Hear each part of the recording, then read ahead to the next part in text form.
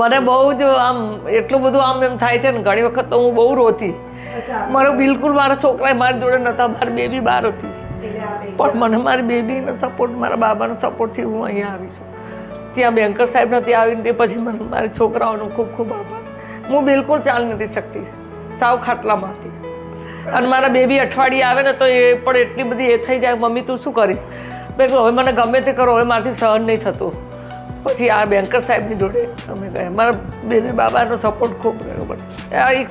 મને માથું દુખે ને તોય મારા છોકરા મારી જોડે ઊભા રહે. અત્યારે મને કોઈ મૂંગ દવા વવા કશું જ નથી લેતી, મને સારું છે.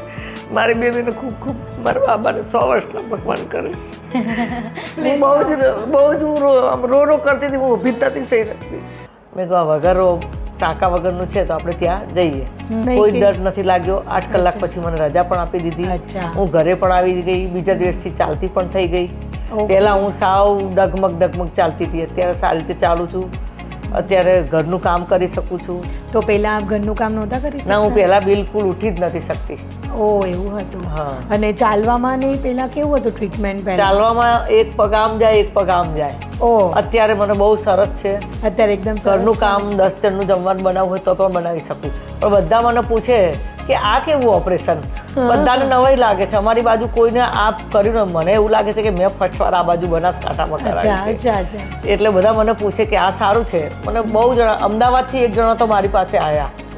કોઈકના રિલેશન આવ્યા છે ને તો મારી પાસે અહીંયા આવ્યા તો કે મારા મધરને કરાવવું છે. મેં કીધું તો ત્યાં જવું પડે. પણ બધાને નવાઈ લાગી છે એટલે બધા મને પૂછપૂછ કરે છે કે આ કેવું ટાંકા વગરનું?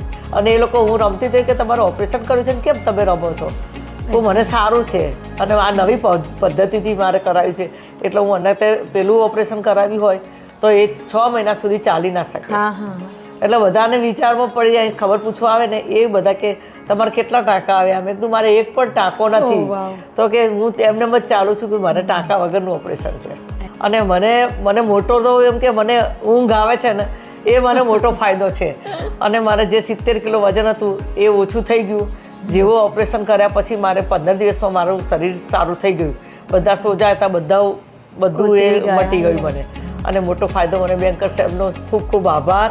અને મને આ મારા પગના રિપ્લેસમેન્ટથી બચાવી લીધી. Thank you.